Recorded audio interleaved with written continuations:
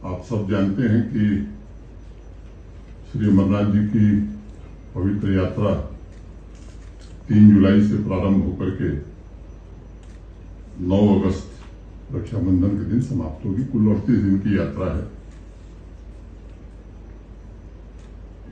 आप इस बात के भी गवाह हैं कि पिछले 3-4 वर्षों में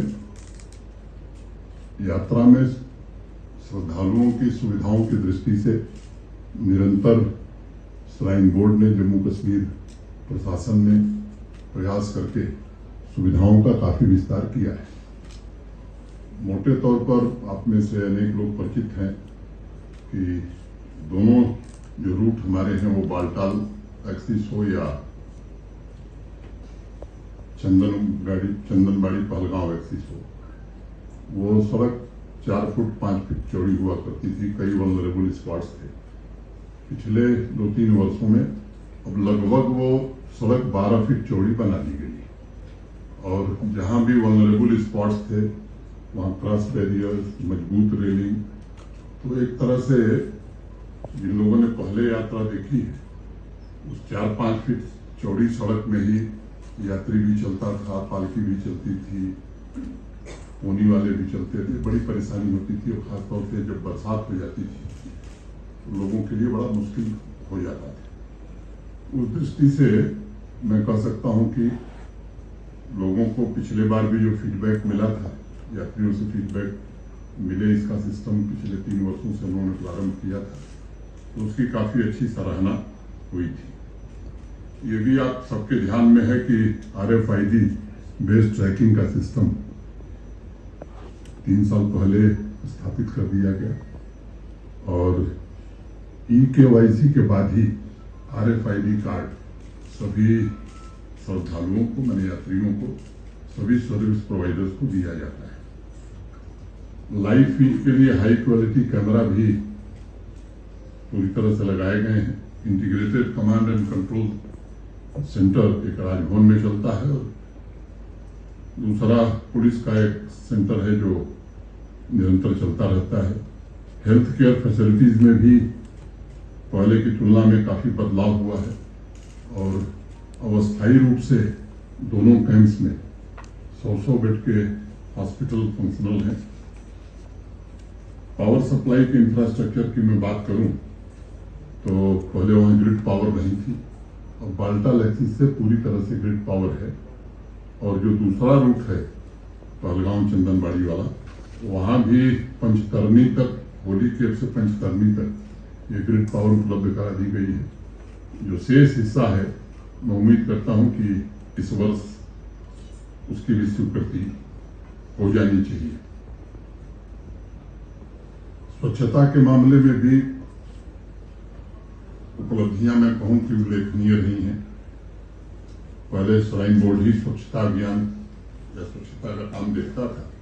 अब जम्मू कश्मीर का जो रूरल डेवलपमेंट डिपार्टमेंट है और अर्बन डेवलपमेंट डिपार्टमेंट, ये अपने अपने एरिया में पूरी तरह से स्वच्छता के काम से जुड़े रहते हैं और अब तो पिछले 2 वर्षों से कचरा मुक्त और सस्टेनेबल तीर्थ यात्रा यानी 0 लैंडफिल का लक्ष्य हासिल किया गया। अनेक प्रकार की अन्य सुविधाएं भी यात्रियों के लिए प्रारंभ की गई हैं, जैसे सूरैक हो, क्लॉक रूम हो, हेलमेट का डिस्ट्रीब्यूशन हो, ई-रिक्शा की भी सुविधा प्रदान की गई है और जो पशु हमारे या घोड़े या खच्चर जो चलते हैं उनके लिए पिछले साल से चारा की भी मुफ्त व्यवस्था की गई है। पवित्र गुफा पर प्रसाद के लिए सेल्स काउंटर बनाए गए हैं। खराब मौसम में भी यात्री ठीक से रह सकें, इसके लिए अस्थायी रूप से यात्री निवास का निर्माण भी दोनों स्थानों पर हो रहा है। हम उम्मीद कर रहे थे कि इस साल 30 जून तक पूरा हो जाएगा, लेकिन मुझे किन्हीं परिस्थितियों में 15 दिन काम बंद हो गया। मैं उम्मीद करता हूं कि बालटाल में तो लोग रुक पाएंगे। नुनवान में काम पूरा 100% नहीं हो पाएगा, लेकिन मेजर पोर्शन उसका भी पूरा हो जाएगा।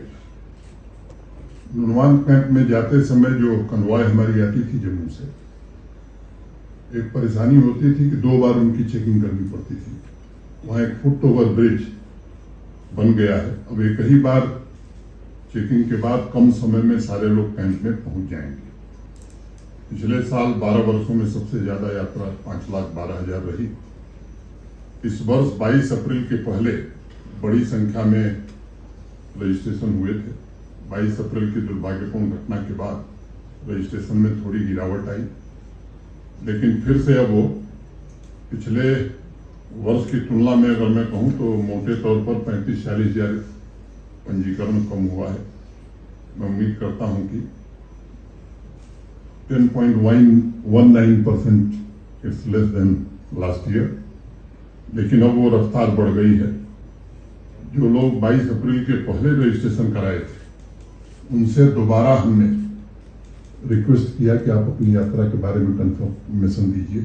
तो कल तक की जो सूचना है 85,000 से ज्यादा लोगों ने कंफर्म किया है कि हम यात्रा में आ रहे हैं। ये संख्या बढ़ती जा रही है।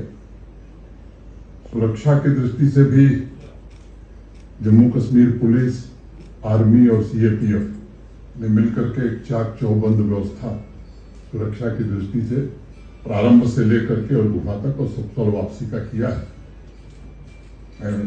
चाहे वो एरिया डोमिनेशन हो, एमआरटीज की संख्या हो, 3 टियर सिक्योरिटी बेस कैंप में लगाई गई हो, या डिप्लॉयमेंट का जहां तक सवाल है तो जेके पुलिस के भी ऑफिसर्स पहले की तुलना में ज्यादा डिप्लॉय हुए हैं।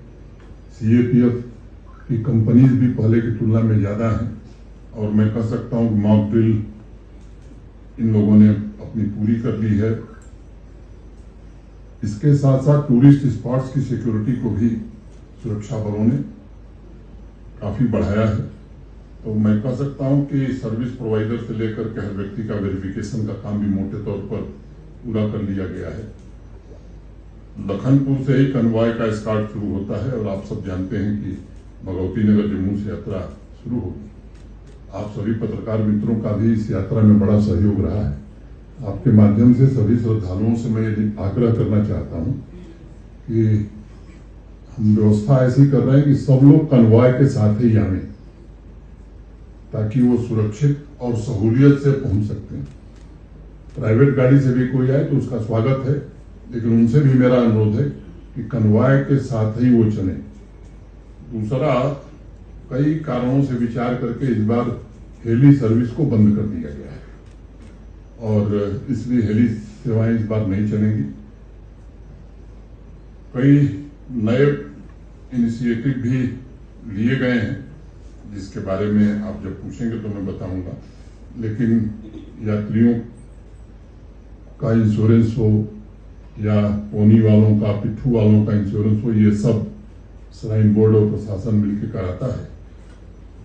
मैं जम्मू कश्मीर के सभी निवासियों से, विशेष रूप से कश्मीर के निवासियों से, जो परंपरागत रूप से इस यात्रा में पूरा सहयोग करते हैं, स्थानीय लोग भी, और बड़े उत्साह के साथ स्वागत करते हैं, वर्ष भर इंतजार करते हैं।